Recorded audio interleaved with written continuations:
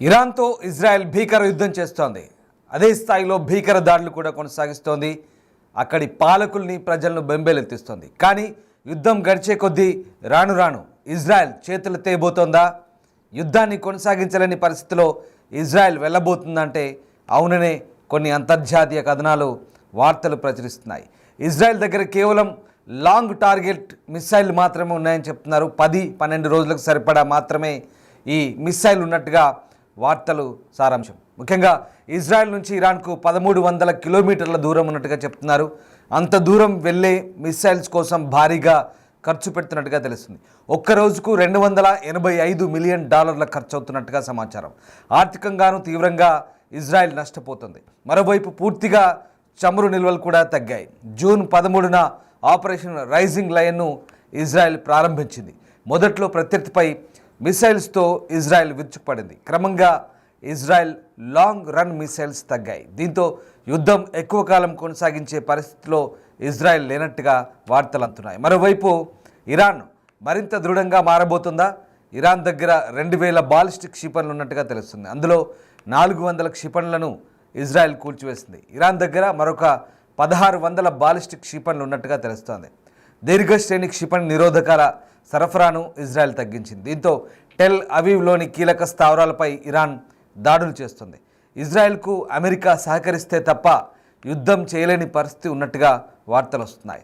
Israel missiles defence ఆపరేషన్స్కు $1 billion ఖర్చు అవుతున్నట్టుగా తెలుస్తుంది. ఇక ఖర్చు తడిసి మోపెడవుతుండడం, మరోవైపు ఆయుధ నిల్వలు తగ్గుతుండడంతో ఇజ్రాయెల్ మరొక 10 లేదా 12 రోజులకు సరిపడా మాత్రమే ఆయుధ నిల్వలతో యుద్ధానికి దిగే అవకాశం ఉన్నట్టుగా చెప్తున్నారు. కానీ ఇక యుద్ధం ప్రారంభమైనప్పటి నుంచి ఇరాన్కు కంటి మీద కునుకు లేకుండా చేస్తుంది ఇజ్రాయెల్. అలాగే అణుశాస్త్రవేత్తల్ని మాత్రం విజయవంతంగా హతమార్చింది. అలాగే కొంతమంది సైనికాధికారులను కూడా మట్టుబెట్టింది. దీంతో ఇరాన్ వరుసగా చేస్తున్న దాడుల్ని అడ్డుకోవడంలో ఇజ్రాయెల్ ఐరన్ డోమ్ మాత్రం విఫలమవుతూనే ఉంది. ఈ నేపథ్యంలో ఇంతకాలం ఎంతో గొప్పగా చెప్పుకుంటూ వచ్చిన ఇజ్రాయెల్ ఐరన్ డోమ్ సామర్థ్యం మీద ఇప్పుడు అంతర్జాతీయంగా అనుమానాలు కూడా వ్యక్తమవుతున్నాయి. అదే సమయంలో తాజాగా తమ నిఘా విభాగం మొసాద్ కేంద్ర కార్యాలయంపైన ఇరాన్ క్షిపణి దాడి చేయడంతో ఇజ్రాయెల్ దిక్కుతోచని స్థితిలోకి వెళ్ళిపోయినట్టుగా కూడా కొన్ని వార్తలు వస్తున్నాయి. పైకి టెహ్రాన్ ప్రజలు పారిపోవాలని, భారీ దాడులు తప్పని హెచ్చరికలు చేస్తున్న ఇజ్రాయెల్కి ఇప్పుడు ఇది తమ ఆయుధ వ్యవస్థలు ఖాళీ అయిపోతుండడం కొంత ఆందోళనకరంగా మారుతున్నట్టుగా తెలుస్తుంది. ఇదే విషయాన్ని అమెరికాకు చెందిన వాల్ స్ట్రీట్ జర్నల్ లాంటి కొన్ని అంతర్జాతీయ మీడియా సంస్థలు ప్రచురిస్తున్నాయి. అయితే ఇప్పటికే ఇరాన్ దాడులకు అతలాకుతలమవుతున్న ఇజ్రాయెల్కి ఇప్పుడు తమ గగనతల ఆయుధ రక్షణ వ్యవస్థల్లో ఆయుధాలు ఖాళీ అవుతుండడం కొంత ఆందోళనగా ఉంది. ప్రస్తుతం ఆ స్టాక్ చూసుకుంటే కనుక మరొక 12 రోజుల పాటు మాత్రమే గగనతల రక్షణ వ్యవస్థలు పనిచేసే అవకాశం ఉన్నట్టుగా చెప్తున్నారు. దీంతో 12 రోజుల తర్వాత ఇరాన్ దాడులు కొనసాగిస్తే వాటిని తట్టుకోవడం ఇజ్రాయెల్కు కష్టంగా మారబోతున్నట్టుగా వార్తలు అయితే వస్తున్నాయి. కానీ ఇరాన్లో మౌలిక సదుపాయాలను పెద్ద ఎత్తున టార్గెట్ చేసి విజయం సాధించినట్లు ఇజ్రాయెల్ చెప్తుంది. ప్రస్తుతం తన దీర్ఘశ్రేణి క్షిపణి నిరోధకాల సరఫరా వేగం తగ్గిస్తుందని ఈ వాల్ స్ట్రీట్ జర్నల్ కథనం. అయితే ఇజ్రాయెల్తో సన్నిహిత సంబంధాలున్న ఓ యుఎస్ అధికారి తమకి విషయం చెప్పినట్టుగా ఆ వార్త సారాంశం. అయితే ఇరాన్ క్షిపణి లాంచర్లు మూడింట ఒక వంతు ధ్వంసమయ్యాయని, ఇరాన్ ఆకాశంపై వాయు ఆధిపత్యాన్ని సాధించాయని ఇజ్రాయెల్ తాజాగా తెలిపింది. ఇరాన్ ఆకాశంపై తమ ఆధిపత్యం స్పష్టంగా ఉన్నట్టుగా ఇజ్రాయెల్ చెప్తుంది. అయినా ఇరాన్ క్షిపణి జాబితాలో సగానికి పైగా చెక్కు చెదరకుండా ఉన్నాయని, అందులో ఓ భాగం భూగర్భంలో దాచి ఉంచారని చెప్తున్నారు. మరోవైపు ఇజ్రాయెల్ ఓ రాత్రి యుద్ధం చేసేందుకు దాదాపు $285 మిలియన్ ఖర్చు చేసినట్టుగా అంచనా వేస్తున్నారు. సో మొత్తం మీద ఇజ్రాయెల్ ఇరాన్ దాడుల నేపథ్యంలో ప్రస్తుతం ఈ అంశం ప్రస్తుతం తాజాగా చర్చనీయాంశంగా మారుతున్న పరిస్థితి కనబడుతోంది. ఒకసారి ఇజ్రాయెల్ ప్రధాని దీనికి సంబంధించి తమ సైన్యం ముఖ్యంగా ఇరాన్ ఎయిర్ స్పేస్ ఏదైతే ఉందో దానిపై పూర్తి పట్టు సాధించామన్నట్టుగా చెప్తున్న పరిస్థితి కనబడుతుంది. ఒకసారి ఆ యుద్ధానికి సంబంధించిన దృశ్యాలు ఒకసారి మళ్ళీ మనం చూద్దాం.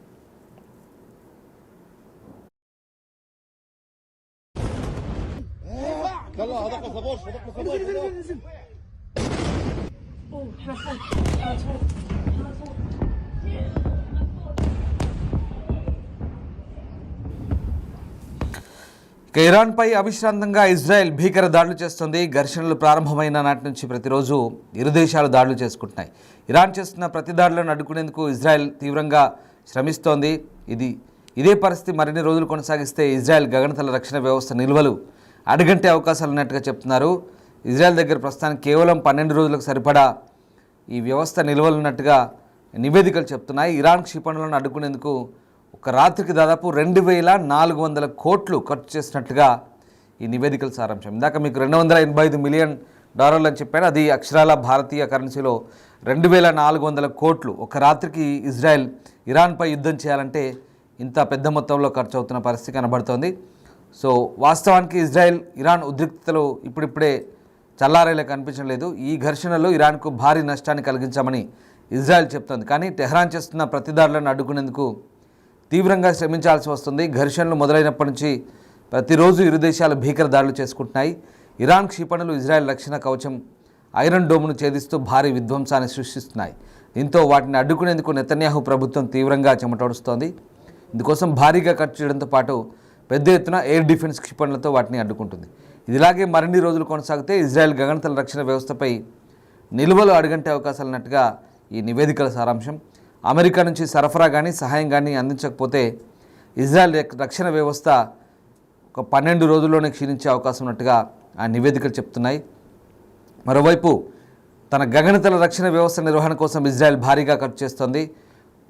ఇక కేవలం ఒక్క రాత్రికి $285 మిలియన్ వరకు ఖర్చు చేసినట్లుగా, అంటే భారత కరెన్సీలో 2400 కోట్లు ఖర్చు చేసినట్టు తెలుస్తుంది. ఇప్పటివరకు దాదాపు 400 బాలిస్టిక్ క్షిపణులను ప్రయోగించినట్లుగా ఇరాన్ వెల్లడించింది. అత్యంత ఎక్కువ ఎత్తులో ప్రయాణించే ఈ క్షిపణులను ప్రతిఘటించేందుకు ఇజ్రాయెల్ రక్షణ దళాలు యూరో సిస్టమ్ను వినియోగిస్తున్నాయి. అలాగే డేవిడ్స్ ప్లింగ్, అమెరికా ఇచ్చిన ప్యాట్రియాట్స్, థాడ్ బ్యాటరీస్ ఇలాంటి అధునాతన లేయర్డ్ మిసైల్ డిఫెన్స్ వ్యవస్థల రంగంలోకి దించాయి. అయితే ఇప్పుడు వీటి నిర్వహణ ఖర్చు ఇజ్రాయెల్కు తడుసు మోపడవుతున్నట్టు తెలుస్తుంది. Israel financial daily the marker క్షిపణి రక్షణ వ్యవస్థల ఆపరేషన్ల కోసం ఒక్క రాత్రికే $285 మిలియన్ ఖర్చు అవుతున్నట్టుగా అంచనా వేసింది. ఒక యూరో సిస్టమ్ ద్వారానే $3 మిలియన్ చొప్పున విలువైన ఇంటర్సెప్టర్ను ఇజ్రాయెల్ ప్రయోగించి ఇరాన్ క్షిపణులను అడ్డుకుంటున్నట్టుగా చెప్తున్నారు. అయితే ఇక ఇరాన్ సంగతి కొద్దాం. ఒకసారి ఇరాన్లో క్షిపణి లాంచర్లో 1/3 ధ్వంసం చేశామని, టెహ్రాన్ గగనతలంపై పూర్తి ఆధిపత్యం సాధించామని ఇజ్రాయెల్ రక్షణ దళాలు ప్రకటిస్తున్నాయి. అయితే ఇరాన్ క్షిపణి జాబితాలో సగానికి పైగా చెక్కు చెదరకుండా ఉన్నాయని నిఘా వర్గాలు చెప్తున్నాయి. తమ క్షిపణుల్లో 1/3 భాగాన్ని ఇరాన్ భూగర్భంలో దాచి ఉంచే అవకాశం ఉందని హెచ్చరించాయి.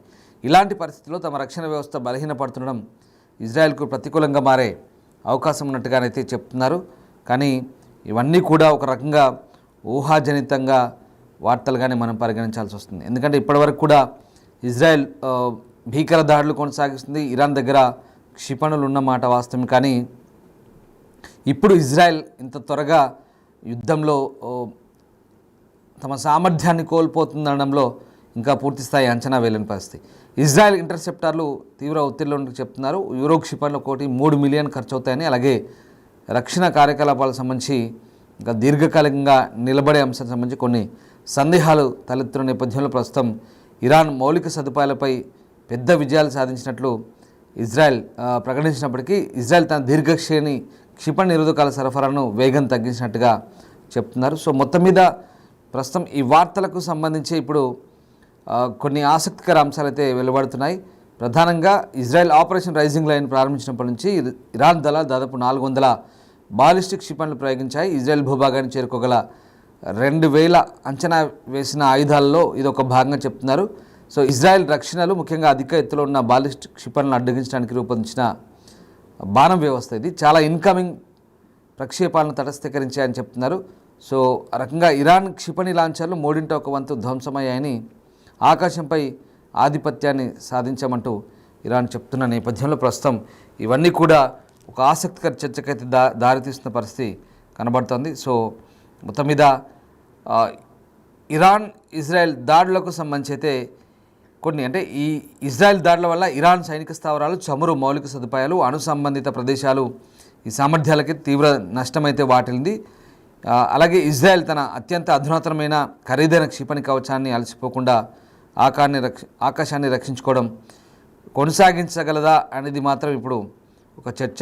మొత్తం మీద ఈ యుద్ధం ప్రారంభమైనప్పటి నుంచి ఇప్పటి వరకు దాదాపు ఇరాన్లో ఇజ్రాయెల్ దాడిలో 600 మందికి పైగా చనిపోయారు. ఇటు ఇరాన్ దాడి నుంచి ఇజ్రాయెల్లో 25 మందికి పైగా చనిపోయిన పరిస్థితి. పరస్పరం దాడులు జరుగుతున్నాయి, ఆస్తి నష్టం జరుగుతుంది, ప్రాణ నష్టం జరుగుతుంది.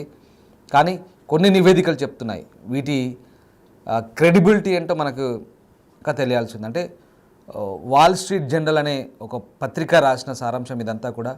వాల్ స్ట్రీట్ జర్నల్ రాసినట్టుగా వాల్ స్ట్రీట్ జర్నల్కు నిజమైన ఈ ఖచ్చితమైన నిర్ధారణ ఉందా, అసలు దీని క్రెడిబిలిటీ ఎంత, ఈ వార్తకు సంబంధించినది మనకు తెలియదు. ఎందుకంటే ఇజ్రాయెల్ 10-12 రోజులు మాత్రమే వార్ చేయగలుగుతున్న తర్వాత అమెరికా మీద డిపెండ్ అయి ఉంటుందంటూ ఎవరో ఒక అమెరికా అధికారి తమకు చెప్పినట్టుగా కొన్ని వార్తలు వస్తున్నాయి. ఇక్కడ కొంత ఒక ఇట్స్ ఎ గేమ్ లాగా అనిపిస్తుంది. ఎందుకంటే ఇట్స్ ఎ మైండ్ గేమ్. ఎందుకంటే ట్రంప్ ఏం చెప్తున్నారు, మేము ఇంకా ఏది డిసైడ్ చేసుకోలేదు, ఇజ్రాయెల్ వాళ్ళు మాతో ఇంకా ఎలాంటి సంప్రదింపులు జరపలేదు, ఇజ్రాయెల్ వాళ్ళు మా దగ్గరకు వస్తే మేము అప్పుడు మాట్లాడతాం, తర్వాత మేము ఏంటనేది డిసైడ్ అవుతామన్నారు.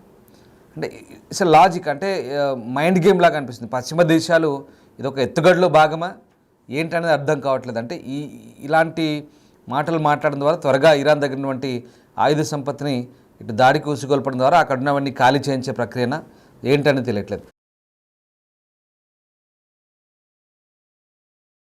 చెప్తున్నటువంటి ట్వీట్స్ ఒకసారి మనం ఆ డిస్టర్బింగ్ విజువల్ చూస్తున్నాం బిగ్ టీవీ స్క్రీన్పై.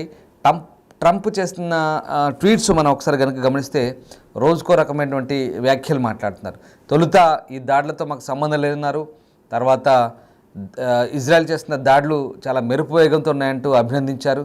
తర్వాత రోజు ఇంకా మా ఓపిక నశిస్తుంది, నువ్వు లొంగిపో ఖమేని అని చెప్పి నువ్వు ఎక్కడున్నావో ఎక్కడ దాక్కున్నావో మాకు తెలుసు అంటూ ఒకరోజు ట్వీట్ చేశాడు. తర్వాత ఇంకా నువ్వు మా చేతిలో చచ్చిపోతావు, వెంటనే లొంగిపో, లేదంటే నిన్ను చంపేయాల్సి వస్తుంది అన్నట్టుగా హెచ్చరిక ధోరణితో మాట్లాడి దాంతో ఖమేని మళ్ళీ కౌంటర్ ఇచ్చాడు ఇజ్రాయెల్కి, ఇటు అమెరికాకి. తర్వాత ఇప్పుడు మాట్లాడుతుందండి ఇంకా మేము ఏం డిసైడ్ చేసుకోలేదు ఇప్పటివరకు అంటూ యుద్ధానికి సంబంధించి ఇంకా మాట్లాడుతున్నారు.